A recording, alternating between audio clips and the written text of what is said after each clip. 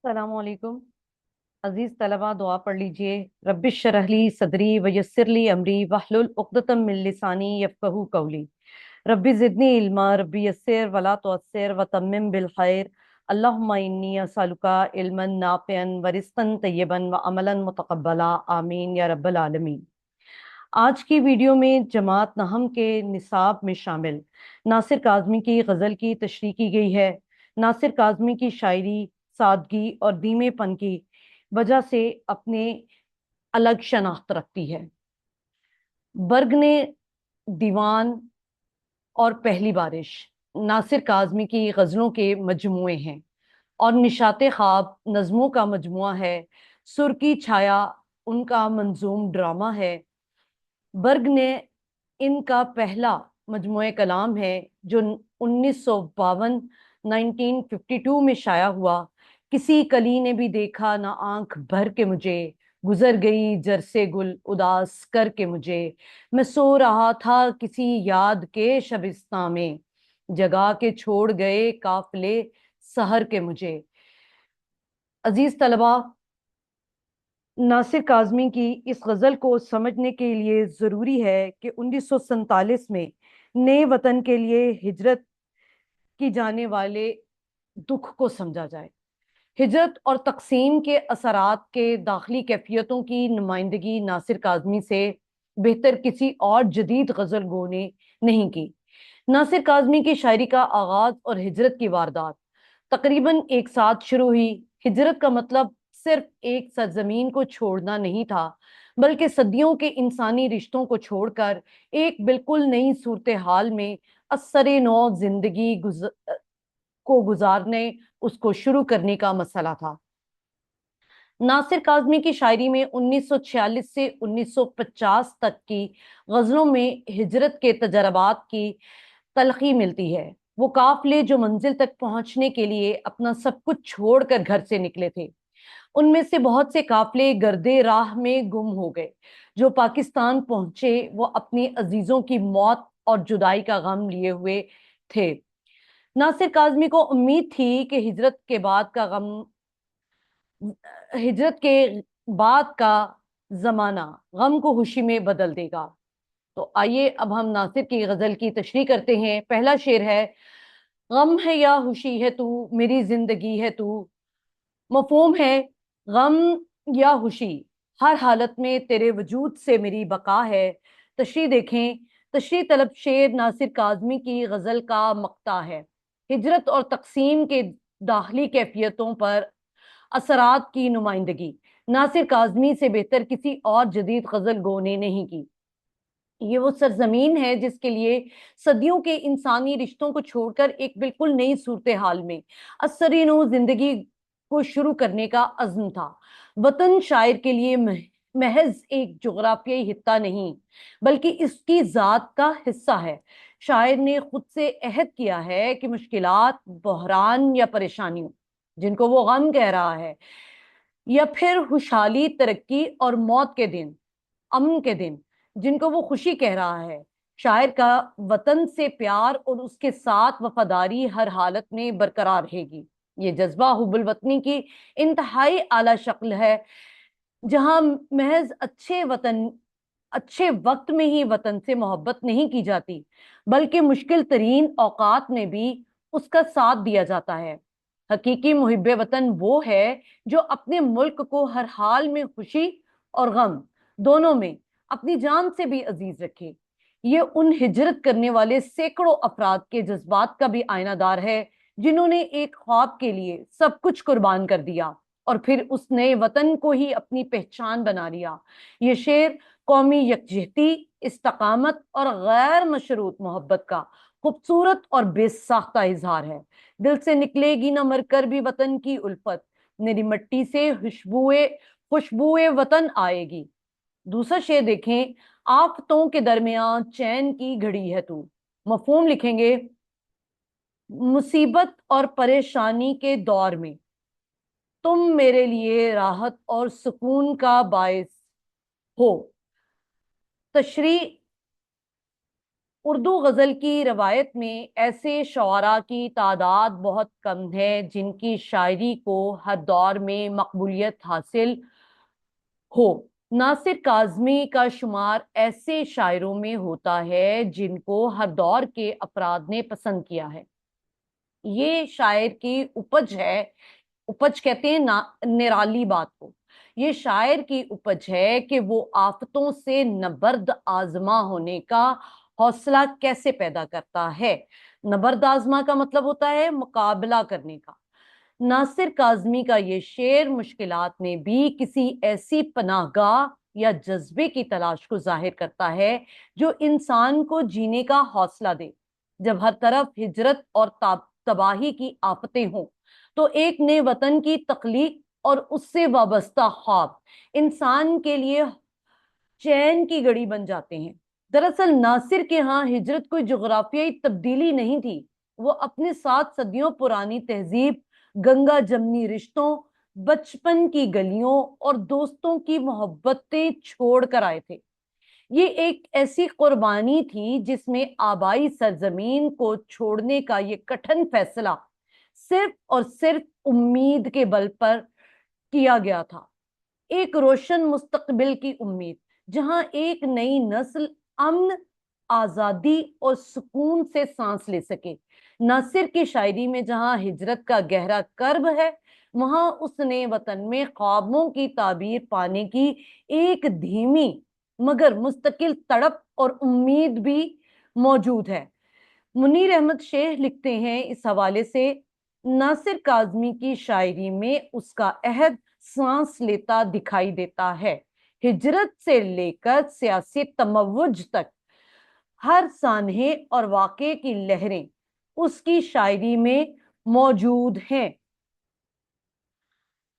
اگلا شعر ہے، تیسرا شعر، میری رات کا چراغ میری نیند بھی ہے تو۔ اس کا مفہوم لکھیں گے، تم میری رات کی روشنی اور نیند ہو۔ اب تشریح لکھیں گے، ناصر کاظمی وہ شاعر ہے جس نے غموں کی رات کو راحت بری نیند کے لیے امیدوں کے چراغ سے روشن کیا۔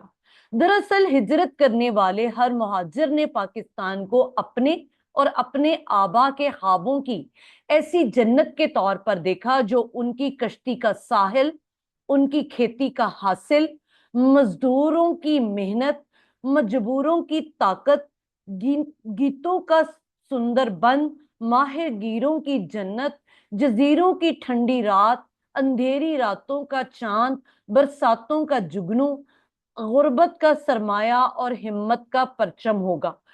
میں نے یہ تمام الفاظ ناصر کی شاعری میں سے اخذ کیے ہیں جو انہوں نے اپنی شاعری میں ہجرت کا غم بیان کرنے کے لیے اور امید کے استعارے کے طور پر لکھے ہیں۔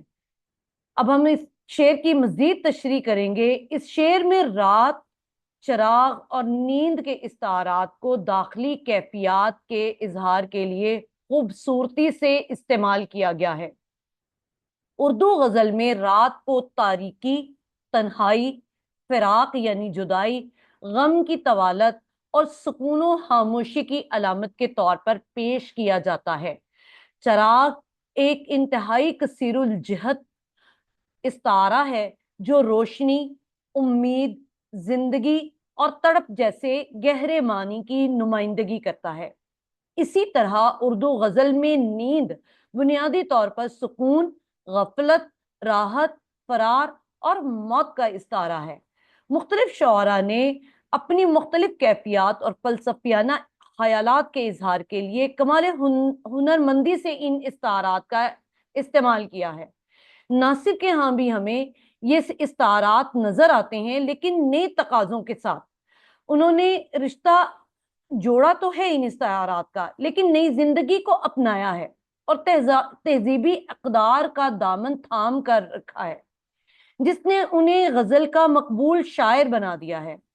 خود کہتے ہیں، ڈھونڈیں گے لوگ مجھ کو ہر محفل سہن میں، ہر دور کی غزل میں میرا نشاں ملے گا۔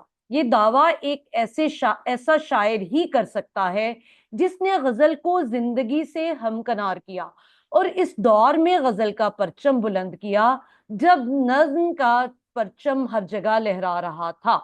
ناصر کی غزل نے برِ صغیر پاک و ہند میں غزل کی روایت کی تجدید کی اور قیام پاکستان کے بعد شاعری کا ایک ایسا پودا لگایا جو ایک مضبوط تناور درخت اور غزل کا یہ ہرا بھرا درخت ماضی کی سرزمین میں جڑیں پیوست کر کے حال اور مستقبل میں اپنے بازوؤں کو لہراتے آنے والے وقت کو خوش آمدید کہہ رہا ہے۔ تو عزیز طلبہ، آپ دیکھ رہے ہیں کہ ہم ناصر کاظمی کی غزل کو مختلف پیرایوں میں سمجھنے کی کوشش کر رہے ہیں اور مختلف طرح سے اس کو بیان کر رہے ہیں۔ آپ کو جو اسلوب اس میں سے پسند آتا ہے، آپ نے اس اسلوب کو اپناتے ہوئے تشریح کو مزید منفرد اور جاندار بنانا ہے۔ چوتھا شعر ہے اس غزل کا، میں خزاں کی شام ہوں رت بہار کی ہے تو۔ غزل کا مفہوم لکھیں گے، میں خزاں کی شام کی طرح ہوں اور تم بہار کے موسم کی مانند ہو۔ تشریح لکھیں گے، شاعر کہتا ہے کہ میرا وجود خزاں کی اس مرجھائی ہوئی شام کی مانند ہے جو اداسی، تنہائی، تاریکی اور نا امیدی سے بھری ہوئی ہے۔ اس کے برعکس تو یعنی اے محبوب، تو بہار کے اس موسم کی طرح ہے جو اپنے ساتھ زندگی، خوبصورتی، تازگی، رنگینی اور خوشیاں لاتا ہے۔ یہاں شاعر اپنی ذات کو محرومی اور یاسیت کا نمونہ جبکہ محبوب کو رونق اور امید کا مرکز قرار دے رہا ہے۔ خزاں اور بہار دو متضاد موسم ہیں جن کے ذریعے شاعر یہ واضح کر رہا ہے کہ دونوں کی فطرت میں زمین اور آسمان کا فرق ہے۔ خزاں تنہائی اور اداسی کا استعارہ ہے اور بہار تازگی اور خوشی کا استعارہ ہے، لیکن پھر بھی زندگی کا ایک گہرا رشتہ ان میں نظر آتا ہے۔ ناصر کاظمی کی شاعری کا خاصہ ہے یعنی خصوصیت ہے کہ وہ دھیمے لہجے اور علامتی انداز میں اظہار محبت کرتے ہیں۔ اس شعر میں انہوں نے محبت کی اس کیفیت کو پیش کیا ہے جہاں انسان خود کو مٹا کر اپنے محبوب کو سب کچھ تسلیم کر لیتا ہے اور اپنی زندگی کے ہر مثبت پہلو کا صحرا اپنے محبوب کے سر سے جاتا ہے۔ اب یہ محبت کوئی گوشت پوست کا انسان بھی ہو سکتا ہے، اور اگر اس عام نقطۂ نظر سے اوپر اٹھ کر دیکھیں تو انسان کے وسیع تر مقاصد بھی ہو سکتے ہیں جو اس کی خزاں بھری زندگی کو بہار کی امید دلاتے رہتے ہیں۔ حوالے کا شعر ناصر کا ہی ہے، ہم ادا شناسے خزاں مزاج دانے بہار ہیں، ہم ادا شناسے خزاں مزاج دانے بہار ہیں، ہم جانتے ہیں موسموں کو بار ور کرنا۔ اگلا شعر ہم لکھیں گے، اس غزل کا پانچواں شعر ہے، دوستوں کے درمیان وجہ دوستی ہے وجہ دوستی ہے تو۔ مفہوم ہے، دوستوں کے درمیان دوستی کا سبب تم ہو۔ تشریح لکھیں گے، ناصر کاظمی کی شاعری کی سب سے بڑی خوبی ان کی سادگی ہے۔ وہ میر تقی میر کسی سادگی میں بڑی گہری بات کہہ دیتے ہیں۔ وہ انتہائی آسان الفاظ میں جذبات کی ایک پوری کائنات کو سمو دیتے ہیں۔ یہی وجہ ہے کہ میر کی طرح ناصر کاظمی کو بھی سہل ممتنع یعنی ایسا شعر جس کہ اس سے آسان شعر کہا ہی نہیں جا سکتا، سہل ممتنع کا شاعر کہا جاتا ہے۔ تشریح طلب شعر میں شاعر اپنے دوست سے مخاطب ہو کر کہہ رہا ہے، میرے دوست، اس زندگی میں جتنے بھی اچھے اور مخلص دوست آپس میں محبت اور خلوص کے ساتھ مل کر بیٹھتے ہیں، ان کی اس دوستی اور محبت کی اصل وجہ صرف اور صرف اے محبوب آپ کی ذات ہے۔ تمام دوستوں کے درمیان جو باہمی تعلق، خلوص اور الفت قائم ہے، اس کا مرکز اور بنیادی سبب آپ ہی ہیں۔ گویا آپ ہی کی محبت وہ محور ہے جس نے سب کو ایک دوسرے سے جوڑ رکھا ہے۔ تو کی ردیف نے اس شعر کی معنویت میں مزید اضافہ کر دیا ہے۔ تو ایک ایسا مشترکہ محبوب ہے جس کی اہمیت مرکزیت اور مقناطیسی شخصیت کا شاعر اقرار کر رہا ہے۔ آپ اسے جذبہ حب الوطنی کے طور پر بھی سمجھ سکتے ہیں کہ محبوب وطن نے تمام ہم وطنوں کو اتحاد و اتفاق کی لڑی میں پرویا ہوا ہے۔ یہ مشترکہ محبوب کوئی نسب العین یا کوئی ادارہ یا کوئی شہر بھی ہو سکتا ہے جس کے پلیٹ فارم نے سب کو جوڑ رکھا ہے۔ اپنی زندگی کے آخری دنوں میں دیے گئے ایک انٹرویو میں ناصر کاظمی نے کہا، میرا سلام کہیے لاہور شہر کے نواح سے، دوستوں سے، کہواہانوں سے، درختوں سے، چڑیوں سے، پرندوں سے، اور لاہور شہر کی محبت میں کہا، شہر لاہور تیری رونقیں دائم آباد، تیری گلیوں کی ہوا کھینچ کے لائی مجھ کو۔ تو آپ یہ سمجھ گئے ہوں گے کہ ہم اس کسی بھی شعر کی تشریح اس کے مختلف پہلوؤں سے کر سکتے ہیں۔ چھٹا شعر ہے، میری ساری عمر میں ایک ہی کمی ہے تو، مفہوم لکھیں گے، میری تمام عمر میں صرف تمہاری کمی ہے۔ تشریح ہے، ناصر کاظمی کی شاعری میں اداسی محض روایتی محبوب کی بے رخی نہیں، بلکہ یہ تقسیم ہند کے صدمے، اپنے آبائی وطن سے ہجرت اور ماضی کی یادوں، جس کو نوسٹلجیا بھی کہا جاتا ہے، ماضی کی یادوں کا ایک گہرا اور فلسفیانہ اظہار بھی ہے۔ ان کا لہجہ دھیما اور سحر انگیز ہے، جس میں تنہائی اور رات کی خاموشی نمایاں ہے۔ شاعر کہتا ہے کہ مجھے زندگی میں کسی دنیاوی چیز، آسائش یا رشتوں کی کوئی کمی نہیں ہے، میرے پاس سب کچھ موجود ہے، لیکن ان سب کے باوجود میری زندگی میں اگر کوئی ایک کمی یا ادھورا پن ہے تو وہ صرف تم ہو اے محبوب۔ تمہاری غیر موجودگی میں میری زندگی نامکمل ہے، بھری دنیا میں جی نہیں لگتا، جانے کس چیز کی کمی ہے ابھی۔ گویا محبوب کی ذات شاعر کے لیے اتنی اہم ہے کہ وہ اس کے بغیر خود کو بالکل اکیلا اور تشنا محسوس کرتا ہے۔ دنیا کی تمام خوشیاں ایک طرف اور محبوب کا ساتھ ایک طرف۔ اگر اس شعر کو وسیع تناظر میں دیکھا جائے تو انسان دنیا میں آ کر ہر مادی آسائش تو حاصل کر لیتا ہے، لیکن پھر بھی اس کے اندر ایک عجیب سا خالی پن رہتا ہے۔ یہ خالی پن کسی سچے رشتے، دلی سکون یا اپنے اصل خالق سے دوری کا ہو سکتا ہے۔ شاعر اس لا حاصل جستجو کو بیان کر رہا ہے کہ انسان عمر بھر سب کچھ پا کر بھی کسی ایک ایسی چیز یا ایسی ہستی کے لیے ترستا رہتا ہے جس کے ملنے سے اس کی زندگی مکمل ہو سکے۔ شعر نمبر 7 ہے، میں تو وہ نہیں رہا، ہاں مگر وہی ہے تو۔ مفہوم ہے، مجھے گردش حالات نے بدل دیا لیکن تم تو اسی طرح ہو۔